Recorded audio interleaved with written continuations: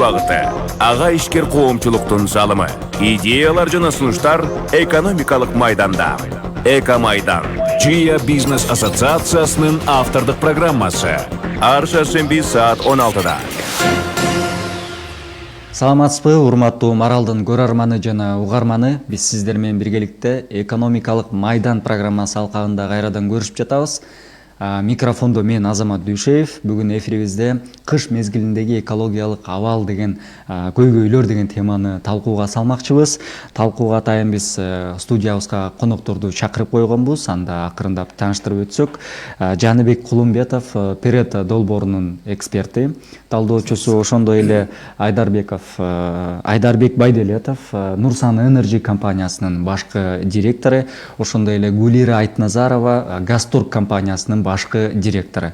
Сиздерге рахмат, ыраазычылык билдиребиз. Ошо биздин угармандар менен атайын убактыңыздарды ажыратып, маалымат менен бөлүшөлү деп келип отурасыздар. Эфирди баштаардын астында сиздер менен мен учкай маалымат менен тааныштырып өтсөм, өзүңүздөр билгендей, кыш мезгили жакындаган сайын Кыргызстанда турак үйлөрдү, имараттарды жылытуу маселеси келип чыгат. Бишкек бир нече күндөн бери абанын сапаты боюнча дүйнөлүк рейтингде абасы эң булганыч шаар деген катарга биринчи орунда турду.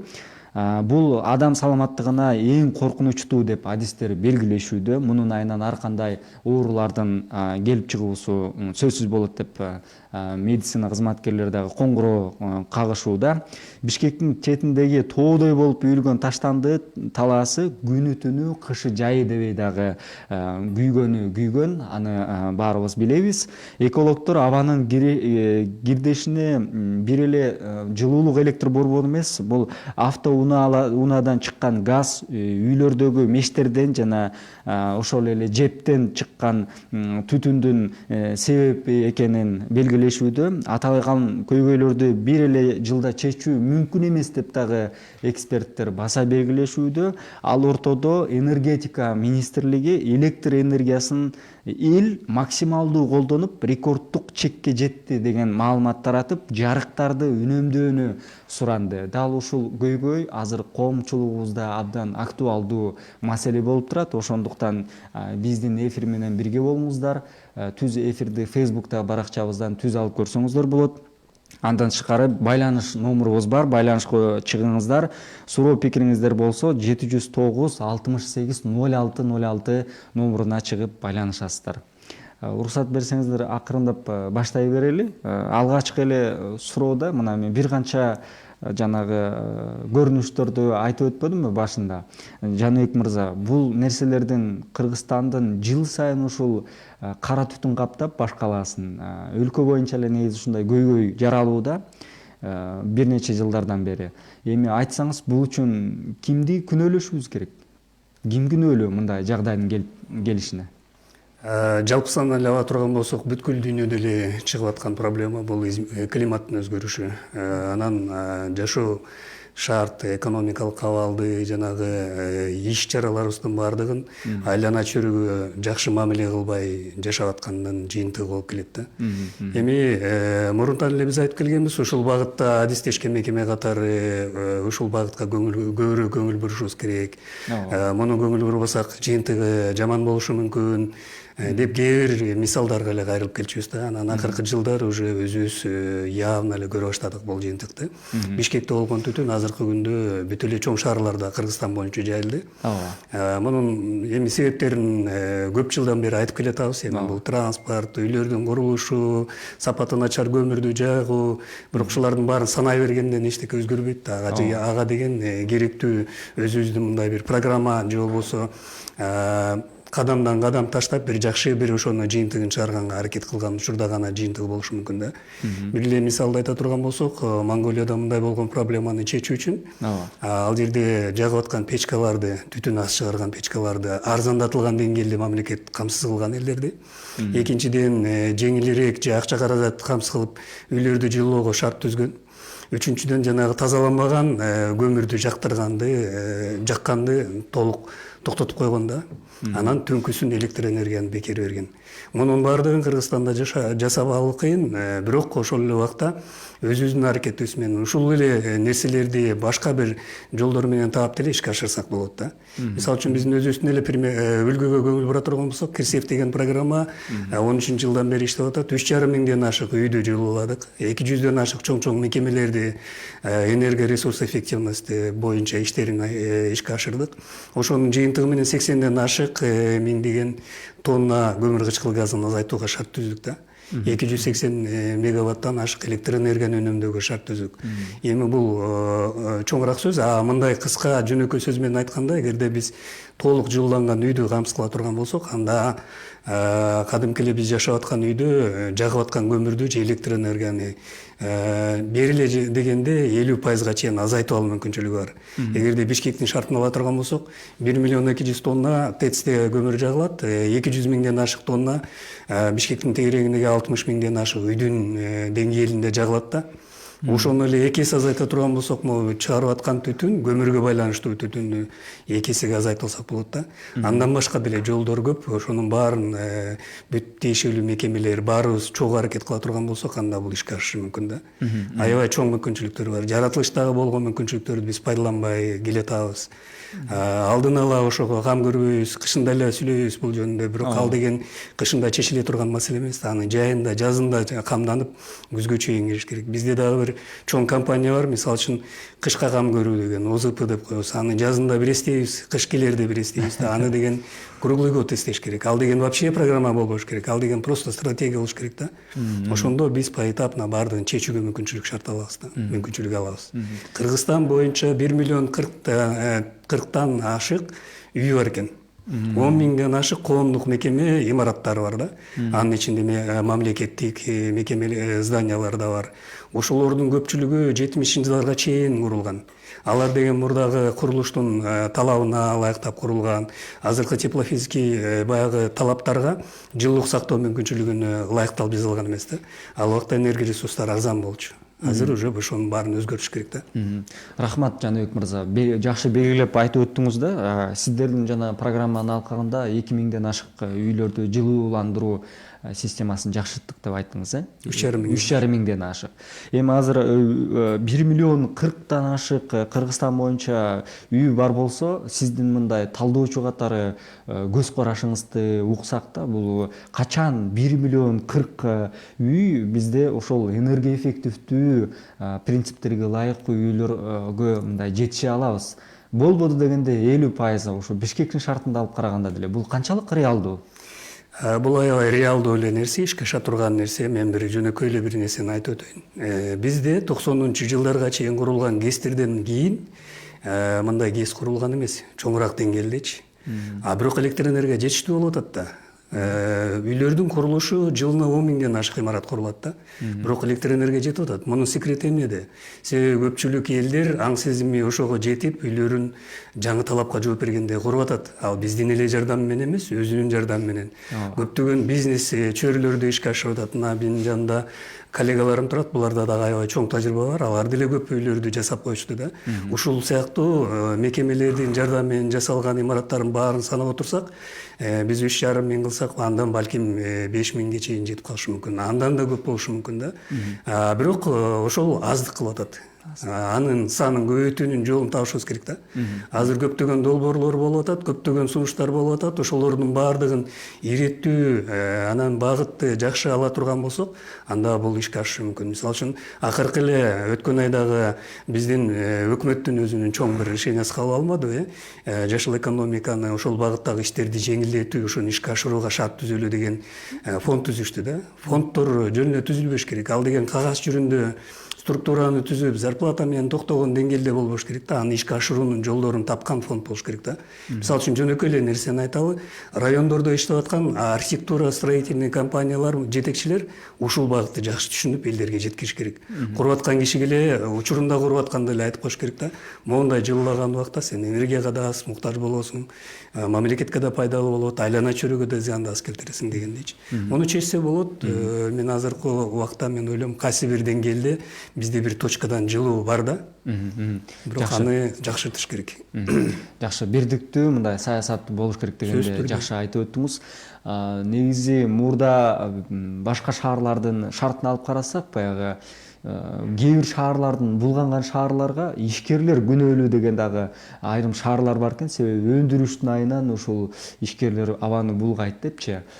Бирок Кыргызстанда абаны булгап экология зыян келтирбей, тескерисинче ошол мамлекетке жардамчы болуп, элдин ден соолугуна мындай зыян келтирбей турган ишкердиктин дагы багыттары бар. Алып айтсак, мына Гулира айым бизде газ багытында үйлөрдү газдаштыруу менен иш алып барасыз. Анан берейин деген суроом, Гулира айым, айтсаңыз, азыркы жагдайды сиз кантип баалайсыз? Ишкер катары муну сиз кантип мындай талдоо салат элеңиз азыркы өлкөдөгү кара түтүн маселесиндечи? Азыркы учурда бизде жумуш көп негизи. Себеп дегенде, биринчи жагынан бул Кыргызстан эми ушул жашыл технологиялар, энергоэффективдүү жабдуулар дегендерге эми азыр келип баштап атабыз да. Бул абдан курч болгон суроолор болгондуктан бизде ошол күнүгө өзүбүздүн кардарлар менен иштешкенден тышкары дагы ушундай жолугушууларда көп ошол жөнүндө айтып берип, түшүндүрүп, биз ушуга келишибиз керек экендигин көп убакытты алат да. Себеп дегенде, дүйнө жүзүндө бул абдан өнүккөн эле нерсе. Мисалы, ошол эле айтып кетсек, көмүрдү деле колдонгон бир өзүнүн даярдык атайын мероприятиялер болот. Жөн эле бизге окшоп азыркы көмүрдү казып келип, анан үйгө жага берген эмес. Бул атайын даярдык иштерлер менен үйгө жеткирүү. Андан тышкары биз ошо газ десе эле, бул адамдар азыр ойлойт, мен үйүмө газ келип эле, мен газ коюп эле, анан жылыт берем. Бирок деген бизде кандай иш болуп атат? Бул биринчиден эң чоң суроо, бул эмнеге газдын баасы кымбат деген эле суроого келип такалат да. Анан кийин ошого такалгандан кийин андан мен барып көмүр эле жагайын деген суроо.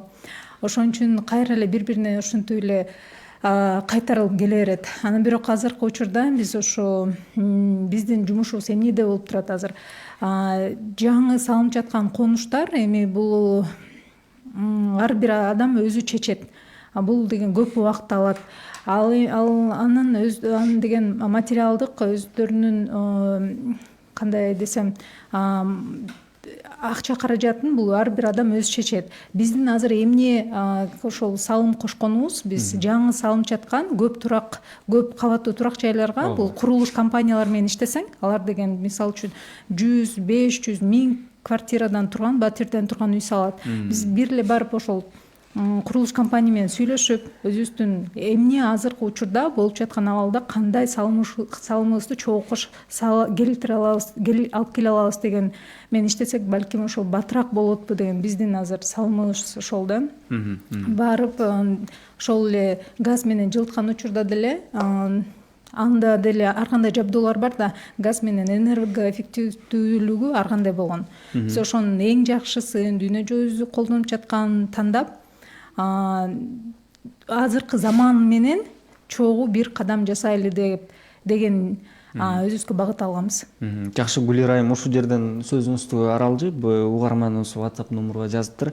Газды Газпромдон сатып алабызбы ошондо дейт да. Газды кайсыл газ боюнча түшүнө албай калган окшойт. Биздин компания бул газ менен жылытуучу жабдууларды биз алып келебиз. Бул чет мамлекеттен, Европадан, Италиядан. Ичинде газы бар мындай? Жок, өзү бул орусча айтканда отопительный котел. Балким кыргызча айтсак жакшы түшүнөт. Бул отопительный котел. Бул өзү жабдуу негизи. Газды бизге Кыргызстанда бир гана ошо Кыргызстанда бир Бишкекти алсак, Бишкек газ Газпромдун филиалы камсыздандырат да. Бул магистрал менен келген газ. Жаратылыш газы. Ал Газпром азыр өзүнүн чоң программасы менен ошол көп жаңы конуштарга газды тартып барышкан. Трубалар менен ар бир кардарына ошол үйүнө тартып киргизип, ошо мисалы үчүн биз деле алып келген же башка деле алып келген газ менен жылыта турган ошо газовый котелду орнотуп, анан кийин ушу Бишкек газга өзүнүн газын сатып алып эле абонент болуп үйүн жылыта берет. Бирок биякта деген башка суроо пайда болот да. Адамдар ойлойт мен газга көп төлөйм депчи, газ кымбат деп. Бул бир себеп. Экинчиси үй Жаныбек байке айтып кеткендей, жарылып кетет дейт, коркот. Жарылып кетет, бирок деген айтканда мен котелум көп газ колдонуп атат деп айтышат да. Бирок деген үйүнүн ичиндеги үйү жылуулукту сактабай жатканы менен көп адамдар ошонун байланыштыгын табышпайт да. Себеп дегенде мисалы үчүн машина деле ал өзү деле ошол бензинди колдонбойт да. Биз канча жүрсөк ошончо керек болот. Биякта деле ошондой да. Адамдарга ошо жеткирип газды оборудование өзү жабдуу өзү колдонбойт. Үйдү жылуулаш керек. Себеп дегенде эгер ошол эле газ менен эмес ошо көмүр менен колдоно турган болсо, ал ошончо көмүрдү жагып атат. Ошончо үй мисалы үчүн жаңы конуштар ошончо деле абага зыян таасири берип атат да. Эгер жана 3,5 миң үй эмес, андан көп үй өзүнүн үйлөрүн жакшы жылуулап жана заманбап материалдар менен колдоно турган болсо, балким биздин ошол жылуулук баасы деле бизге арзаныраак түшмөк да. Жакшы. Гүлира айым угарманыбыздын жообуна жакшы мындай устукандап, жиликтеп айтып берди окшойт. Ыраазычылык билдиребиз. Айдарбек мырза, бизде ошол Нурсан Energy деген ошол компания бар. Бул жана күн панелдерин туура адашпасам, ошол күн энергиясын колдонуп имараттарды, үйлөрдү жылытуу системалары менен иш алып барат. Айдарбек мырзага суроо узаткым келип атат да. Айдар мырза, сиз айтсаңыз, азыркы жагдайга мындай ишкер катары эмес, жөнөкөй жаран катары ичиңиз ачышып атабы? Анан ушулга салым катары сиздердин компания ушул көйгөйдү чечиш үчүн мындай эч кимге айттыртпай эле кантип чечип атасыздар маселени? Ошону белгилеп айтсаңыз. Саламатсыздарбы? Аябай жакшы суроо. Жакшы белгиледиңиз. Бизнесмен катары эмес, кардар катары. Мен уже 4-5 күн болду. Өзүм да кыйналып жүрөм ошо абанын эмесинен. Эшикке чыксам же дем ала албай, тамак ичип, бул деген бул жөн эле бүгүн түтүн аз, кече көп болчу деп эртең унутуп кала турган маселе эмес. Бул мамлекеттик деңгээлде коңгуроону кагып тез арада ичинде чечиш керек боло турган маселе. Бул себеп дегенде бул калктын келечеги. Бүгүнкү эртеңки күн менен жай келет, түтүн да кетип калат, тойдун эртеси дегенде унутуп калабыз кайра. Бул кайра эле эмки жыл кайталанчу нерсе. Анан бул жөн эле баягы из калтырбай өтүп кетпейт. Бул эң биринчиден мен уже 3 күндөн бери байкап атам, бала чакабыздан да байкап атам. Бул калктын келечекке улут катары чоң таасир калтырчу нерсе болуп атат. Муну толук түрдө чечиш керек. Мунун азыр көп талдоочулар, мен деле интернеттен да окуп атам, радиодон, телевидениеден бардык эле мына бир жумадан бери депутаттарыбыз дагы буну талкуулашып атат. Чечүү жолдору көп, анан проблемасы мындай деп, бул комплекстүү түрдө бир эле ТЭЦ же жаңы конуш же таштаган свалканын өрттөнүп атканы эмес, бул жалпы комплексно. Бирок чоң көйгөй жаратып аткан проценттик демеде карап көрсө, бул жаңы конуштар. Действительно конуштардын мындан тоодун үстүнө да чыгып көрдүк, карап көрсөң ошо жаңы конуштардан көмүрүн жети да. Бишкекте эле эмес, бул Бишкек эле эмес да. Бул кечиресиздеги Ошто деле ошол мына азыр биякта коллегалар көрсөтүп атат. Нарында деле ошондой экен. Мен былтыр ушундай эле мен картинаны көргөм. Таласта деле ошондой болчу. Калктын саны өсүп атат да. Калктын саны өсүп атат. Анан буга башка нерселерди колдонуш керек. Газ колдонуу бул замандын зарылчылыгы. Башка дүйнөлөр ошондой чоң шаарларда кир ушундай аба менен күрөшүп жеңип чыгышып атпайбы? Анан алардан деле алар колдонгон опытты биз колдонсок болот. Анан айланып келип эле кайра тарифке, туура айтып, тарифке такалып калып атат. Көмүр эң арзан болуп, анан сапаты начар көмүрдү жагып эметип атат да. Ушундай алып келип атат. Бирок бир мындай жакшы немени айтып берейин. Сиз жакшы суроо бергенсиз, силер кандай иш чара кылып атсаңар, эмне кылып атасыңар деп. Биз ошо негизи жана күн энергиясын колдонуп, бул жана ысык сууну жылыткан боюнча, электр энергиясын чыгарган боюнча, анан дагы экологический жанагы экологияга төп келе турган тепловой насосторду ошолорду колдонуп комбинация кылып буга чейин көп эле объекттер жасап келгенбиз, жасап да жатабыз. Бул баягы биздин болгон салым да эмеге, жаратылышка зыянды азайтыш үчүн. Анан бир нерсени айткым келет. Бул мына 3 күндөн бери күн тийип атат. Бишкекке күн тийип атат. Бирок күн панелдерибиздин тилекке каршы бул түтүндүн күн панелдерине дагы тийишкен эмеси зыяны бар экен.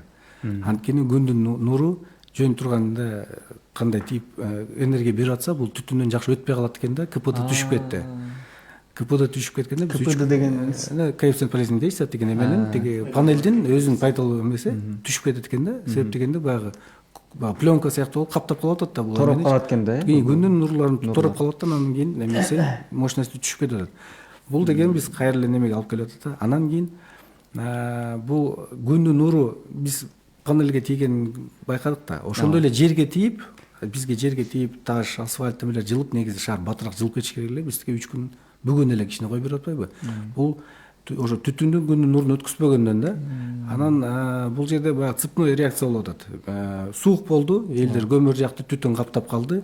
Түтүн каптап калгандан кийин күндүн нуру өтпөйдү. Суук болуп турат. Кайра өтүп жагыш керек. Кайра көмүрдөн чыккан түтүн кайра каптап эле ошо менен бир айлампа болуп эле ошо менен чыкпай калдык да. Мындай нерсе бар экен да. Бул температура баягы үйлөрдү комплекстөрдү жылуулап, бардыгын жылуулап койсоңуз, мисалы үчүн үйгө жагып атсаңыз, температура 1 градуска түшкөндө, эшикте температура 1 градуска түшкөндө, жагып аткан отунуңуздун эмеси көлөмү 10% көтөрүлөт экен да.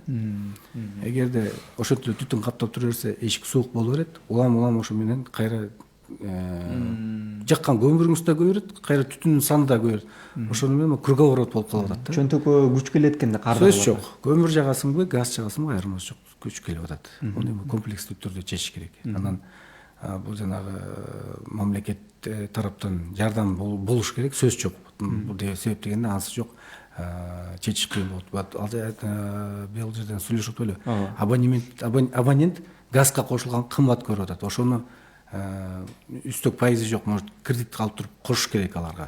Сөз жок, кошпосо болбойт. Бул массалык түрдө жайылпаса, газ колдонуу жана альтернативдик источниктерди колдонбосо, бул өтө коркунучтуу нерсеге алып келип атат да. Ушу сиздин сөзүңүздөн кийин Гүлер айымга улап эле суроо узаткым келип атат да.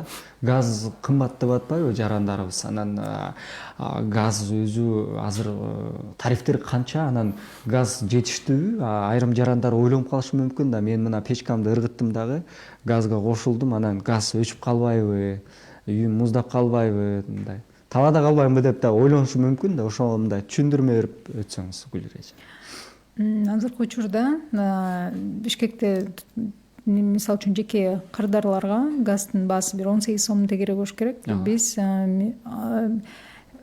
бул юридикалык кардарларга 22 сом бир нерсе тыйын да. Ал эми бул газсыз калып калабыз биз деген, газсыз башка жабдуубузду ыргытып салсак да биз антип үмүтпөйбүз. Себеп дегенде адамдын психологиясы ага дайын эмес. Биз ошон үчүн дайыма айтабыз, эгер кааласаңыз сиз ошол мурунку колдонуп жүргөн көмүр жабдууңузду калтырып койсоңуз болот, жанына газ менен колдонуучу жабдууңузду экөөнү комбинация кылып иштетсеңиз болот. Бизде деген мисалы үчүн свет деле, электроэнергиясы өчүп калышы мүмкүн. Газга деле биз бул мамлекеттин деңгээлинде маселе, бирок өчүп калбайбы биз ага суроо, бизга жооп да бере албайбыз. Ошондуктан адамга өзүн сактап калуу, мындай чувство безопасности деген болуш керек го. Ошон үчүн кааласаңар калтырып койгула деп айтабыз. Ал эми бирок деген ошо адамдар мынтип эсептеп келип санагандачы мынтип санашат да. Мен мисалы үчүн бир кышта 2-3 тонна алам, бир 12-15 миң сом болот. Газды деген мен жагам ар бир айда бир 7 миң сом чыгат депчи. Бирок деген адамдар өзүнүн жумушун ошол эртең менен туруп, аны жагып, түнү бою ал күйүп бүтүп калат. Эртеден кечке үйү жылып, ысып, жылып, муздап, ал деле өзүнүн перепад жана температура өйдө төмөн боло берет да. Ал деле жылуулукту туура эмес сарптаган дегенди билдирет да. Себеп дегенде мисалы үчүн газ менен колдонсоң, азыркы ошол жабдуулардын өзүнүн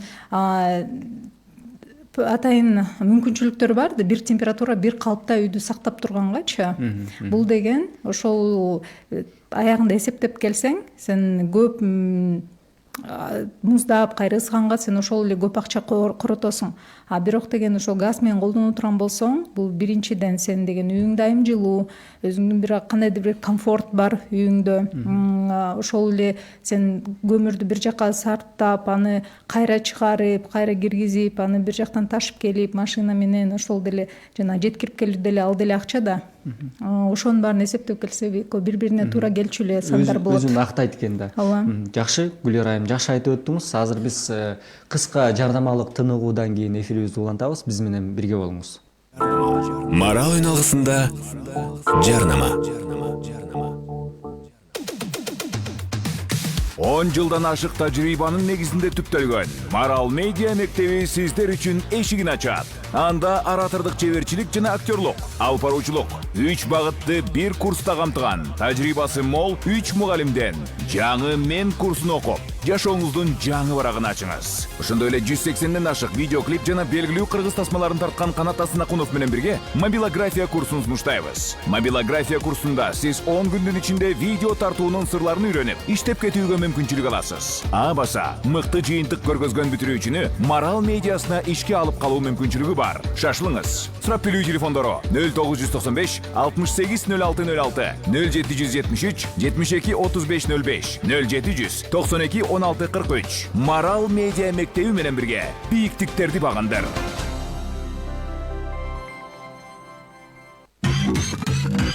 Ишиңиз илгери болсун. Илгерилетмек бизден болсун. Жарнама үчүн 0551 20 10 00. Урматтуу Маралдын көрөрманы, угарманы, биз сиздер менен биргеликте ошо кыш мезгилиндеги экологиялык көйгөйдү талкуулап жатабыз. Биз талкуубузду уланта берсек, Жаныбек мырза, сизге суроо узаткым келип атат да. Бул жерде WhatsApp номерге Элдияр аттуу угарманыбыз жазып атат. Мен азыркы кара түтүндүн жоголушуна ишенбей деле калдым дейт. Акырындык менен адамдын өмүрүн өлтүрөт экен дейт. Ошого ишенич деле калбады дейт да. Эми бул суроонун оңгусу азыр жарандар, шаардыктар үмүт үзүштү да. Жаңылыктарды карасак, бул 1 жылда, 2 жылда чечилбей турган маселе деп талдоочулар белгилеп атат да. Анан ушуну мындай маселе чечилеби жакын арада? Үмүттөнүш керек же? Сөзсүз түрдө үмүт менен жашаш керек. Биринчиден суроо аябай туура берилип атат. Себеби жалпы эле дүйнө жүзүндө жылына 8 миллиондон ашык киши каза болот. Ушул абанын булганышына байланыштуучу. Ар кайсы деңгээлдерде изилдөөлөр жүрүп атат да. Мисалы үчүн биздин эле Кыргызстанда ала турган болсо 112ден ашык. Ушуга байланыштуу деп атат. Андан толгон толтура кишилер да ооруга душар болуп атат да. Ушундай абалда туруп атабыз. Бирок мындай пессимистик позиция менен караган туура эмес. Биздин Кыргызстандын шарты жакшы, тоого жакынбыз, аба алмашып турат. Өзүңөр байкасаңар, баягы булганган күн дүйнө жүзүндө биринчи орунга чыккан, бир күн 2 күн турат да. Анан кийин кайра кичине оңолуп кетет, анан барып туруп 3-4 күндөн суук болсо кайра кайталанат да. Бирок ошол сигнал берип атат. Биз ошого жараша өзүбүздүн жашоо турмушубузда аракет кылып, жалпы мамлекеттин деңгээлинде жалпы мүмкүнчүлүктү бириктирип отуруп, ушу менен күрөшүүгө бизге чакырык таштап атат да. Биз аракет кылышыбыз керек да. Эми чечүүнүн жолдору бар. Ага мен ошол жагын көбүрөөк токтолгум келип атат. Мисалы үчүн кадимки эле мына Адырбек айтып аткан примерлер көп. Мисалы үчүн бизде көп этаждуу имарат курулган. Ал жөнүндө анан өзү эле айтып берет болуш керек. Ал жерде күндүн жардамы менен энергияны жылуу сууду алуу мүмкүнчүлүгү бар.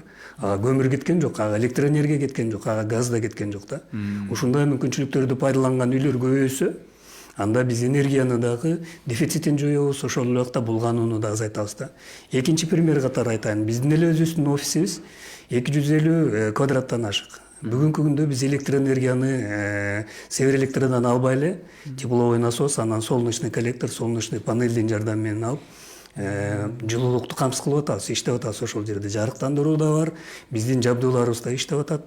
6,5 киловаттан ашык энергияны биз күндөн алып атабыз да. Бул дагы бир жакшы мүмкүнчүлүк да. Үчүнчү үлгү катары айтайын, алыска барбай эле, былтыр ушундай учур болгондо биз атайын шаардын жетекчилери, депутаттарды, анан журналисттерди чогултуп алып, шаарда болгон жаңы новостройкаларды, жанагы ташталган жерди, анан үйлөрдү көргөздүк да. Ошондо мисалы үчүн көк жар жакта бир үйдө көрөбүздүк, ошол жерде түтүнү жок, жылуулук камсыз кылып аткан үйдү көрдүк. Мындай поколение да бар да, печканын көмүр жагып эле ошол убакта түтүн да азыраак чыгарган мүмкүнчүлүк. Ал деген жанагы түтүн бул толук күбөй калган газ да, ошону да күгүскөн деңгээлге жеткире турган печкаларга, жаңы поколениеге өтүшүбүз керек. Пиролизный сыяктуу да. Анан могу Ботсаттын жанында бир үйгө бардык, 420 квадрат, 3 этаж үй. 2 этажды жашаган үй экен, 1 этажында чакан швейный цех бар экен. Толук жылууланган, полу, дубалы, терезеси туура коюлган, солнечный коллектор бар, анан кийин газ менен отопление коюлган. Система ошонун баары туура болгон үчүн биз ошол үйдүн хозяининен сурасак, бизде жылуу сууду алганга, үйдү жылуулаганга, камсыз кылганга кеткен, айына кеткен расходубуз декабрь ичинде 2,5 миң сом болуп атат дейт. Бул аябай сонун мүмкүнчүлүк да. Ал жерде көмүр жаккан жок. Мындай примерлер шаарда деле көп саналат. Аны айылдарда деле пайда болуп калды. Азыр акчаны эсептегенди баары сүрүнбөдүкпү? Анан жана жакшы суроо бердиңер, бизнес багытындагылар көбүрөөк зыян келтирип атат деген. Буга мен кошулбайт элем, бизнес деген бул локомотив азыркы убакта. Жаңы технологияларды, жаңы нерселерди көбүрөөк көрүнүп аткан ошол бизнес өкүлдөрү себеби аларда каражат бар. Алар акча эсептегенди билет, акчаны экономдуу эсептегенге да көбүрөөк көңүл бурат да. Мен айдардын примерлери көп болуш керек бул боюнча. Анан мен өзүбүздүн практикадан айта турган болсок, бул багытта алар биринчи кезекте кам көрүп атат да. Мисалы үчүн жөнөкөй эле мисалды айталы, шаардын тегерегин, шаардын ичиндеги чоң коммерческий объекттердин баардыгы, базар, жанагы супермаркеттердин баардыгы көпчүлүгү тепловой насосту пайдаланат да.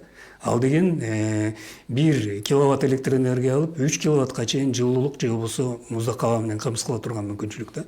Ушул сыяктуу нерселерди көбүрөөк пайдаланып баштасак эле, анда көмүр жакканга шартты азайтып, абаны тазалап алуу мүмкүнчүлүгү бар да. Мен жанагы суроо берген кишинин ою туура, бул көпчүлүк элде ойлонуп аткан маселе. Мен деле мына АБЧКдан ылдый жакта жашайм, уже жылдан жылга абал жакшы болбой эле баратат. Бирок байкасак болот, газ келген кээ бир новостройкаларда кадимкидей өткөндө таластан келатсак, кышында түтүн болуп келип эле бир кварталга кирсе эле түтүн жок болуп калды. Бул секрет эмне десем, бул газ менен газифицированный квартал деп атпайбы? Мына ошол газ бардыгы пайдаланган жерде түтүн да аз болуп калат экен да. Бул жөнөкөй эле примерлер, которые ошолорду ишке ашыруу шартын түзүшүбүз керек да. Жакшы, рахмат Жаныбек мырза. Дагы бир угарманыбыз жазып атат да, Айдар мырза, сизге узатат окшойм. Азыр газ плиткалар, күн панелдерин орнотуу кымбат дейт. Бул баягы эле байлардын оокаты экен, бизге окшогон карапайым адамдар мүмкүнчүлүгү жок. Биз уулангандан уулана турбайбызбы дейт. Эми бул мындай белгилеп айтсаңыз, баалары канча? Мына Гүлира айым экөөңүздөр айтып берсеңиздер, газ, күн панелдер канчадан турат? Анан бул өзгөчөлүктөр эмне? Ошону айтсаңыз. Эми бул жерден жакшы айтыптыр да, акчасы барлар кое алат, алар бул аба менен дем албай калат, биз тиги таза кир аба менен дем алып калып калабыз деген сыяктуу. Андай эмес, биз баарыбыз президент ушул аба менен дем алып атат, Бишкекте жүрбөй алды элечи. Анан бул баалардын аз эмеске так монча деп айтып бере албайм, бул баягы конкретный телефондун модели немеси болбогондон кийинчи. Бирок мен кошумчалап муну айтып кетейин дедим эле да. Дүйнөлүк немени карап көрүшөк да, практиканычы. Мисалы Европаны да, Европада, в частности, Германия жакта ар бир үйдө күн панелдер турат. Панель, анан коллекторлор болот да, көбүнчөсү панель турат. Бул эмне деген? Бул ар бир үй, ар бир домохозяйство өзүнчө электроэнергия выработка кылат. Бизге деле ошону киргизиш керек да. Азыр эгерде мамлекеттик деңгээлде ошону кабыл алып, кое бергиле, давайте реверсный деп коет да. Мисалы үчүн сиз үйүңүзгө коюп туруп, электр панелдерди күндүзгүсү сетке күндүз электроэнергия выработка болгон электроэнергияны берип туруп кайра түндө ала турган болсочу, айтып кетпедим, Монголияда түндө бекер деле кереги жок. Ошо болгон акчасы менен эле бересиң. Бирок силер күндүз выработка кылган энергияны күндүз сетке берип салып, кайра кечинде ошол энергияны ала турган болсоңуз, сиз коркпой, мени бүлө кыркып кетет же штрафовать этет деп эле электр плиткасын сая турган болсоңуз же башка электроэнергиясын колдоно турган болсоңуз, ошол деле выбросы жана көмүр жактырбай кимге эле кызык экен түнү туруп от жагып жүргөн туурабы. Ошонун баарын кыскармак да. Биз бала күндө менин эсимде биз мешикке такыр эме жакчу эмеспиз. Элдин баары свет менен отурган кез болгон да 90 жылдары эсимде. Анан эгер ошондой кылып койсо деле бул бирден бир чоң түрткү болмок да. Үйлөргө сетке күндүз берип туруп электрик панелдер коюп туруп анан түнкүсүн ошондо хотя бы сен берген нерсени сенден сатып албаса да ошол сен берген энергияны кайра кечкисин сага берип тура турган кылып койсо ошого азыр мынакей ошону кабыл алып туруп ошону иштетип койсок ал дагы бирден бир эмеси болот эле да, түрткү болот эле да. Мындай угарманыбызга орто эсеп менен айта албайсызбы Айдар мырза? Мисалы бир үйгө панелдик күн коллектору дейбиз, күн коллекторун коюш үчүн канча каражат мындай сарпталат? Алалы бир 3 бөлмөлүү, 4 бөлмөлүү дейли. Эми мындай да бул панелдер электр энергиясын чыгаргандар, анан коллектордо күн сысык суусун жылыткандар бар да, 2 түрү бар. Анан үйдүн бул комплекс түрдө караш керек. Үйдүн жылууланганы кайсыл жерде, көлөкө жердеби, күн жердеби факторлор көп да. Анан мен азыр силерге бир цифраны айтып койсом, угармандарга дагы туура эмес болуп калат, биз өзүбүзгө да туура эмес болуп калат да. Биз ошол угарманга бул эмесин объектисин берсе биз санап берет элек мындайчы. Жеке сиздерге барып мындай жолугуп эметсе болот. Ошонсо болот да. Анан биякта коллегалар айтып кетип атпайбы, теге 2000 сом төлөп атыптыр Батсаттын жанында деген жана 400 квадрат деп атпайбы? Ошол биз жасаганбыз ошол объектти, ошо күн коллекторлору газ менен комбинация болуп. Анан бул ал үйдү куруп атканда да өзү негизи автор бул архитектор кыз, өзү бул дүйнөлүк немеде конкурстарда жеңип жүргөн. Анан үйдү туура курулган, жылууланганы, терезелерин караган, бул да комплекстүү түрдө эме жасалган объект, показательный. Ошон үчүн аябай мындай көрсөткүчтөрү, акча төлөмдөрү аябай төмөн болуп атат. Ушул эле кошумчалап коюш. Негизи суроо туура коюлуп атат, анан көпчүлүгү ушул маселени көп көтөрөт да. Баасы чын эле кымбат, азыркы жаңы жабдуулардын көпчүлүгүнүн баасы кымбатыраак болот, бирок бизге окшогон мекемелер өздөрүнүн инициативасы менен азыркы мезгилде мамлекеттик политиканы ушул багытта өзгөртүү боюнча жана жеңилдиктерди берүү боюнча аракет кылып аткан учурлар көп да. Мисалы үчүн Минэкономиканын ичинде ушул боюнча киргизилип аткан энергияны ресурсту үнөмдөй турган жабдууларды сырттан кирип аткан налогтордон бошотуп арзаныраак жеткенге шарт түзүү боюнча иш жүрүп атат да. Эми жана биз айтып аткан комплекстүү баардык багытта иш алып баруу керек дегенде бир бөлүгү ушул болот да. Мисалы үчүн газды жеткирүү үчүн газга подключенияны бекер кылса болот. Мисалы үчүн электроэнергияны подключение кылганда биз төлөбөйбүз да, туурабы? 5 киловаттка чейин, 10 киловаттка чейин төлөбөйбүз. Да, за технологическое соединение деп коет да. Ошол сыяктуу эле газды деле жеңилдетүү мүмкүнчүлүгү бул мамлекеттик деңгээлде ушуга шарт түзө турган болсо деле көп киши кошулушу мүмкүн да. Бул бир жолу. Экинчи жолу болсо жанагы туура айтты менин коллегаларым, бул жерден эгерде үй жылууланган болсо жанагындай комплекстүү бири-бири менен байланышкан жана жабдуулардын ар биринин мүмкүнчүлүгү жогору да. Ошонун ар бирин бириктирип, сочетание кылып туруп жакшынакай бир мүмкүнчүлүктү пайдалана турган болсок, жанагы айтып аткан үйдөгүдөй жеңил алуу мүмкүнчүлүгү бар да. Мисалы үчүн биз жанагы чоң ала жактагы ашуунун белинде 2 этаж боз үй түрүндөгү үй турат да. Конокторду тоскон ошол жерде солнечный коллектор, солнечный батарея, эч кандай электроэнергия жок, жылуу суу менен имараттын ичин жуулап камсыз кылып атат да. Ушул примерлер жайылса болот да, жалпысынан. Ичинде бардык шарттары бар. Бардык шарттары бар. Анан эми мындай жөнөкөй сөз менен айта турган болсок, панелдин 1 киловатт энергияны где-то $2000 жогору болот да. $2000 жогору болот. А эми солнечный коллектор болсо эң эле мындай төмөнү 100 миңдин тегерегинде 80-60 миң. Эми бул объемуна жараша болот. Өзүнүн функционалдык мүмкүнчүлүгүнө жараша болот. Пассивный да, активный деген мүмкүнчүлүктөр бар да, ошого жараша. Эми бул жерде башка нерсе бар. Ушул мүмкүнчүлүктү жеңилдетүүнүн жолу жана налогту гана бошотуп коюу эмес, ошого льгота мүмкүнчүлүктөр дагы берүү. Мына 2 күндөн бери бизде 2 күндөн бери бизде сөз болуп атпайбы? Жогорку кеңеште дагы жооптуу министрликтолордун деңгээлинде дагы каражат табылып атат, мындай кылып атабыз деп. Ошону эффективдүү туура жайылтып бардыгына ушул технологияларды пайдаланууга шарт түзүп турган болсок, анда көпчүлүк ушуну пайдаланган убакта биз жеңишке жетип, баарын жойгонго шарт түзөбүз да. Өзбекстанда мисалы үчүн солнечный коллектор, солнечный панельди койсо, ошол үй бүлөгө €800 грант берет. Ошону койгон үчүн. себеби мамлекетке жеңилдик түзүп атат, айлана чөйрөгө зыянды азайтып атат. Экинчиден, солнечный коллектор жана жылуу суу алган эле, анан ошону отоплениега деле койсо болот, аны койсо 200 евро жардам берет. Ушул сыяктуу механизмдердин жолун табышыбыз керек да. Жашыл каржы табуунун жолдорун табышыбыз керек. Жакшы, Жаныбек мырза, жакшы айтып өттүңүз. Угарманыбыз туура жообун алды деп ойлойбуз. Бирок ошентсе дагы Элиза аттуу угарман экен. Гүлер айым, сиздин газ тетиктериңиз баасы жеткиликтүүбү, өзгөчөлүктөрүн мындай айтып өтсөңүз да, эмне үчүн отун жакканга, көмүр жакканга караганда газ тетиктерин орнотуп, ошолордон көбүрөөк пайданы кантип тапса болот? Негизи бул баалары канча? Сыр эмес болсо мындай айтып өтсөңүз. Орто эсеп менен. Орто эсеп менен бул эми ар бир адамга эле кызыктуу нерсе. Эң биринчиси бул абаны биз талкуулап жатканда ар бир адам өзүнүн чөнтөгүнө биринчи ойлойт болуш керек, буга мен жетише аламбы, мен ушуну колдоно аламбы, ала аламбы деп. Бул эми эң биринчисинен бул газ менен жылыткыч системаларынын баалары ар кандай болот. Бул арзандан баштап кымбатка чейин. Эми биз орноткон жабдуулардын баасы орто эсеп менен бир 60 миң сомдун тегерегинде болот да.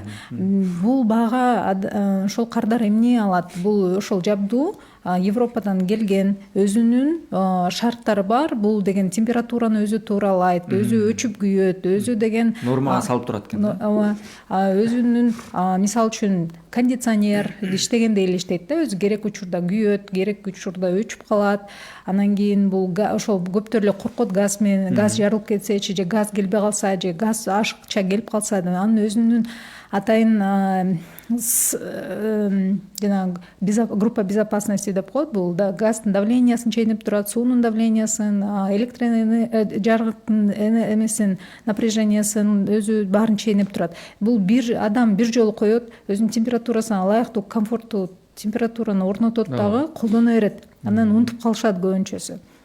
Анан мен жана биринчи буга чейин суроо берген, бул байлардын жаңы жабдуулар бул байларга эле жеткиликтүү нерсе эмес. Бул мисалы үчүн мен айтып кетейин дегем, ошол бизде Алы Токумбаев көчөсүнүн аркасына абдан көп жаңы көп кабаттуу үйлөр салынып жатпайбы?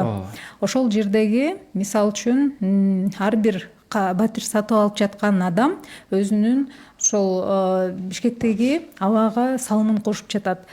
Бул кандайча? Бул эми мындай түз эмес, курулуш компания аркылуу. Азыр деле адамдар көп нерсени деле билип калды да. Чет мамлекеттерге көп барышат, анан сурашат, силерде деген кандай жабдуу турат? Мисалы үчүн каяктан чыгып, каякта жасалат, ким аны орнотот, баасы канча болот депчи. Себеп дегенде бунун баары эсептеп келсе, биринчиден каяктан чыккан деген бул эми биз каалайбызбы, аны каалабайбызбы? Эң жакшы бар деле жабдуулар бул Европа, Америка, чет мамлекеттерден келет. Бул биздин коңшу мамлекеттерден дагы эмес, бул ошол Европадан келет. Себеп дегенде алар мурун эле бул маселелерден өтүп, ошол акчаны үнөмдөгөндү үйрөнүшкөн да. Анан эле ошол биз мисалы үчүн эми азыр колдонуп жаткан газ жабдууларынын да түрлөрү бар. Анан биз ошо жеке кардарлар эгер мисалы үчүн салттуу түрдө жабдуу менен газ менен колдонуп турган болсо, биз чоң кабаттуу үйлөргө бир конденсационного типа деп аталат. Ал ошол абага түтүндү ыргытпай, муздатып, анан ошол терс биздин абага терс өзүнүн бир кандай десем шарттарын алып келгендиктен ошону сууга агызат, канализацияга алып кетет да. Ар бир адам ошондой батир сатып алып атканда, ошентип сураганда, кандай турат, бул эмне менен жылытасыңар? Себеп дегенде ошол Алы Токумбаев көчөсүнөн бизге шамал келет да шааргачы. Биз аны ошол жакта азыр туура эмес жабдуулар коюла турган болсо, биз ошол шаардын эмесин, шарттын начарлатабыз. Анда бир мисал айтып кетейин дедим эле. Мисалы үчүн бизге мындай чоң бир эме окуя болгондо, бирок анда бизде анда смог деген эме көп айтылчу эмес. Шанхай ошо Кытайдын бир шаарларында аякта көмүр көп чыгарат эмеспи? Ар бир жерден эле касса эле көмүр эле чыгып эле. Анан ошон үчүн аякта да аябай смог болгон, проблема болгон 2000-жылдары. Ошондо алардын бир чечими бул абада воздушный коридоры деп түзүшкөндө, ошо мисалы үчүн бир райондо көмүр жакпайт. Анан ортосунда, ошол абалардын ортосунда, ошол коридорлордо мисалы үчүн таза абалар жүрүп турат. Бизде деген шаарда ошондой болуп атпайбы? Биз деген Коктууда болгон үчүн тегерек четибиз баары тоо, ошо аба туруп калат. Байке айткандай, биздин деген аба жылбай эле тоңуп калып атпайбы? Шамал үйлөбөй. Анан кийин ошондой эле бул ошол курулуш тармагына келсек, ошондо бизге дагы бир аба жыла тургандай шарт түзүш керек да негизичи. Ошол жаңы коңшуларында деле бир райондордон квартал кылып аба жыла тургандай кылып газдаштырып. Жакшы сунушту айтып өттүңүз Гүлира айым. Азыр убактыбыз аяктап бара жатыптыр. Акыркы суроолордон узатсак, мына биз талкууладык эфирдин башынан аягына чейин дээрлик баягы көйгөйдү айттык, чечүү жолдорун бесир айттык. Ошентсе дагы Айдар мырза айтсаңыз, Бишкектин кара түтүнүнөн кантип кутулабыз? Кутулуш керек. Баарыбыздын милдетибиз бул. Ар бир жаран аракет кылайлы ошого. Комплекстүү түрдө таштандыга жанагындай жана өртөнө турган нерселерди алайыш керек. Негизи таштандыгыны кайра сорттоп өртөбүш керек. Бул бир. Экинчиден автомобиль. Жана бизде шаарда толтура катализатор жок машиналар жүрөт. Канкамени технический жагынан сөзсүз караш керек. Үчүнчү бул ТЭЦ. ТЭЦтен тышкары бизде көптөгөн котельнийлер бар. Ошол жерлерге таза болбосо көмүр жагылып аткан, эгер азыр шарт жок болсо, газга өткөрө турган болсо, чыгып аткан көмүрлөргө фильтр коюш керек. Бул фильтрди бүгүн же кече ойлоп тапкан жок, бул илгертеден бар. Койсо болот. Бул технический чечилчү маселе. Биз мындан бир 4-5 жылдан Германиядан атай адистерди алып келип, бир Бишкектин болгон котельнийлерин калтырып чыкканбыз. Бул баягы эрк керек, саясий эрк керек, бир аз тыйын керек. Ошо менен чечилчү маселе. Бул комплекс түрдө. Андан тышкары могул жана кече айтып атпайбы, электробус, анан муну алар жакшы, бирок бул орусча айтканда капля в море да. Анан жаңы конуштарга альтернативдүү нерселер сунушташ керек. Бул газ, бул күн энергиясын, тепловой насосторду колдонуш керек. Анан жаңы курулуп аткан жана конуштарга децентрализация деп коет го, жана бизде ТЭЦке эле байлап коюп атпайбы баарычы. Немеде ошо жаңы конуштарда ошо таза болбосо кичирээк кварталдарды бириктирип, кичинекей котельнийлерди салып туруп, бул Европада аябай эметилген, кеңири жайылганда, ошол централизованный кылыш керек. Ар бир үй өзүнчө көмүр жагып отурбай, чогулуп туруп, мейли көмүр жаксын. Бирок ошол жерге бир эле жерде, ошол жерге квартал көп эмес, кичирээк кылып эле ошол жерде, бирок жанагы пиролиз болобу же башкача фильтрлер коюлу, ошо көмүр жакса деле бул арзаныраак болуш үчүн. Бирок фильтрлерди коюп туруп ошондой комплекстүү иш чара кылса, бул акырындап бул жоюлчу маселе да. Анан өзүңөр айткандай биз күн энергиясын колдонуп эметип жүрөбүз. Күн энергиясын колдонгула, панель болобу, коллектор болобу, бизге кайрылгыла, жардам беребиз. Опыт бар. Жакшы, Айдар мырза, аябай жакшы айтып өттүңүз. Жаныбек мырза, сизге акыркы микрофонду узатсак, 2 мүнөт. Мен деле Айдардын айтканына кошулам. Эгерде биз баарыбыз ушул багытта иштерди аткара турган болсок, бул маселени чечүүгө болот. Акыркы күндөрү көп сөздөр болуп атат. Мисалы үчүн тепловой насосторду орнотуу, 500дөн ашык үйдү жылуулоо, көп этаждуу үйлөрдү жанагы нано фильтрлерди орнотуп ал жерде зыяндуу газды азайтуу деген сыяктуу. Ошолордун баардыгы комплекстүү түрдө жасалышы керек. Ошондо гана биз муну чече алабыз. Жана мен бир нече жолдорун айтып өттүм. Биринчиден келип аткан жабдуулар элдердин алууга мүмкүнчүлүгүнө ылайыкталыш керек. Жеңилдетүү, стимул, мүмкүнчүлүк берүү жактарын караш керек. Жашыл каражаттарды алуу мүмкүнчүлүгүн, жеңилдетилген каражат алуу, кредит болобу же болбосо жана климаттын өзгөрүшү багытындагы берилип аткан каражаттарды тартып келүү иштерин дагы ишке ашырсак болот. Анан эң эле негизи болгон имараттардын баардыгын жылуулоого өткөрүшүбүз керек. Ошондо жагылган көмүр дагы, отун дагы аз кетет да. Анан эң негизгиси мен ойлоп атам, буга өзгөчө көңүл буруш керек. Биз алып келип жагып аткан көмүр таза болуш керек, түтүндү азыраак чыгарган деңгээлде болуш керек, тазаланган деңгээлде пайдалансак бул дагы бир топ өзгөртүүгө алып келиши мүмкүн да. Бизде көрүнүп атат чечүүнүн жолдоручу, ошону иретке келтиришибиз керек. Баарыбыз бири-бирибизди колдогондой, эксперттер болобу, академиктер болобу, же болбосо госструктурабы, же бизнеспи бири-бирибизди колдоп түшүнүп аракет кылгандай болушубуз керек. Азыр талкуу кылып бири-бирибизди критикалаган менен бул маселе чечилбейт. Муну ушул абалда биз 5-6 жылдан бери келатабыз. Кээ бир гана активдүү мекемелер гана муну айтып чыкпаса, андан кийин калып калып атат да. Ошон үчүн биз ойлоп атам, быйыл уже баары эле тең сүйлөп баштады. Кийинки этапта уже баарыбыз тең аракет кылган деңгээлге өтөбүз деп атам да. Ошондо гана жеңебиз. Рахмат, Гүлир айым, 1 минут акыркы микрофон. Эми бул жанагынтен бери биз айтып атабыз, баары менен колдоо, эгер адам кааласа, бул ошол эле азыр көп финансылык инструменттер бар да, ошол рассрочка, убактысын бөлүп колдонуп деген. Эми анын шарттарын деле тапса болот, ошо Керсевка кайрылып, банкка кайрылып, буну биздин ар бирибиздин ошол чечимибиз, өзүбүзгө чечишибиз керек. Мен кандай салым кошо алам дегенчи, мен машина, үй болсо унаамды, үйүмдү жылытамбы, бул кичинеден болсо да ар бир адамдын салымы бул деген. Биз ошол өзүбүздүн мамлекетибиздин жарандык катары болуш керек да, чечимибиз болуш керек. Жарандык милдетибиз. Рахмат, Гүлир айым. Бизде Фейсбуктан да угарманыбыз жазыптыр. Көрөрманыбыз Мээрим Акунова айым жазып атат. Текстиль таштандыларын көзөмөлгө алуу талабы боюнча иш алып баруу керек деп ойлойм. Себеби ар бир мунчу жаккан жерде текстиль таштандыларын колдонуп келишет дейт. Бул дагы көйгөй бар албетте.